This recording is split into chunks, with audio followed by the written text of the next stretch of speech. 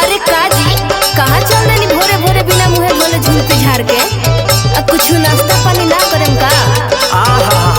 तू तो हमरा के खिया के एकदम जुड़वा देबू। काहे ऐसे बोलतनी? एमे हमार दोस्त बा। अच्छा बतावा की बात का बा। तो सुनी, आज बड़ी श्रद्धा से रवा खातिर मछरी बनावतनी। अब बिना खइले घर से गोड़ निकाले के नहीं खे।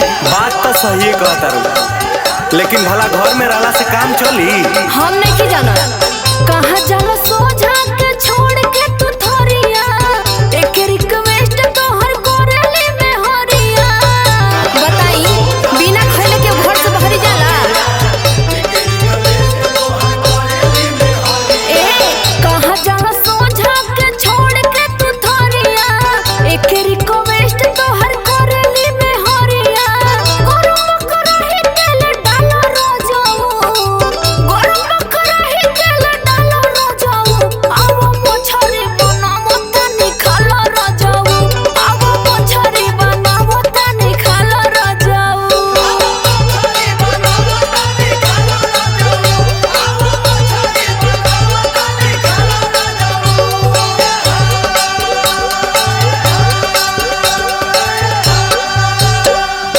देखा बात तो तू सही कहता रू, लेकिन ये बताव इतना पैसा लागल बा ई धान बोवे में, आहे भगवान के हत देखत रू कि एक बुनी परत नहीं खन। अगर हम खाए के फेरा में पड़ब तो धनमा चल जाइए, धनमा चल जीते तहार गहनामा कैसे बनी? आहा ऐसे कहतनी जैसे 10 टन गढ़वा देले बनी। देखा अभी ओन टोन मत बोला, बहुत दिमाग टेंशन में बा, हमरा के जाए दो। कहवा जाए? सुनो खेतवा बधार घूमे जात बानी काम से, रख दो बना के आके खाइबू आराम से। बुझत रू? बुझत तो पड़ ही बनी, लेकिन आके सेराइल खाम का?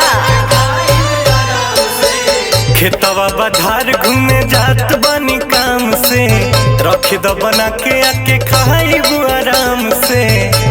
और सुना सोझा ही बैठी मुसुकई ह धनिया, सोझा ही बैठी मुसुकई ह धनिया। तबे नया चारा से हाक के खियई ह धनिया, बे नया चारा से हाक के खियई ह धनिया।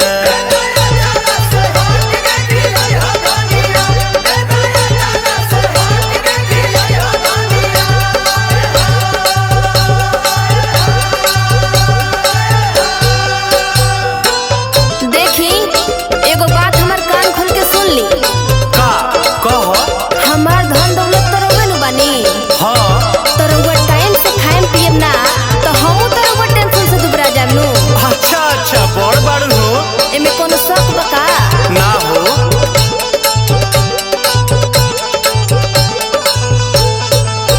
कबो टाइम से खाना ना खाला, ए बोला मुआ यही से दुबारा ला। बाबा तू तो रोज टाइम से परोस देवलू ना बना के। ए झूठ बोले।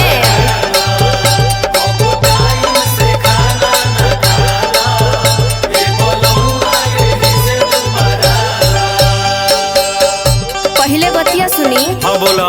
जब गौने आई रहनी हाँ। तब कतना हीरो नियर लगत रहो। अच्छा अब देखी यही कुछ टाइम खइला के चलते गाल धस के देवाल धले बस। कतना दुबरा बनी रहुआ। ठीक है कहा तारू, दुबरैला के मारे देखा तारू पेट निकल गइल बा।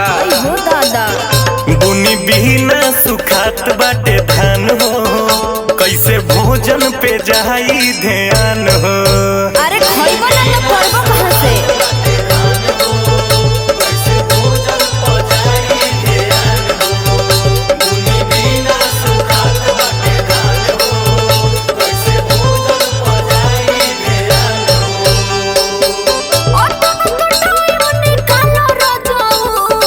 अरे बतिया के मानी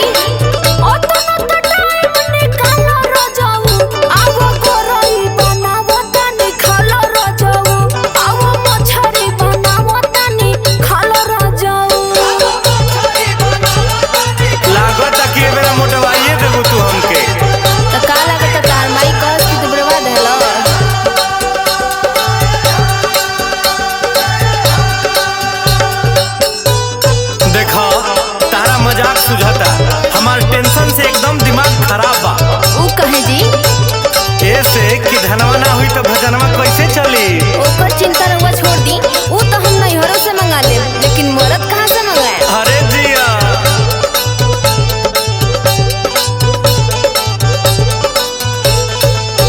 लागल मेहनत बिगड़ जाई खेती, तब का खहीबू ससुर जी के बेटी। अरे नैहर से दाल चावल मंगा ले हम और देसला गाय के घी मंगा ले।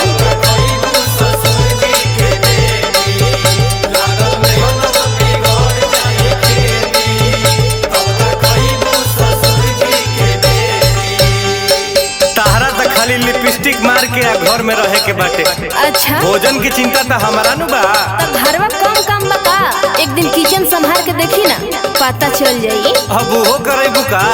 देखी लड़ी मत हमरा से, बात सुनी हमारी। पहले मुठरी के ले लो सवाद हो, धन सची हरी तेसे कराबाद हो। पहले मुठरी के ले लो सवाद हो, धन सची हरी तेसे कराबाद हो। पहले मुठरी के ले लो सवाद हो, धन सची हरी तेसे कराबाद हो। वेट कर गेट जन लगई ह धनिया, केवाड़ी खुला रखी हो, काट के सलाद सरियई हो धनिया, तबे नया चारा से हाथ के खियई हो धनिया। दू बरात बानी हमके मोटावई हो धनिया।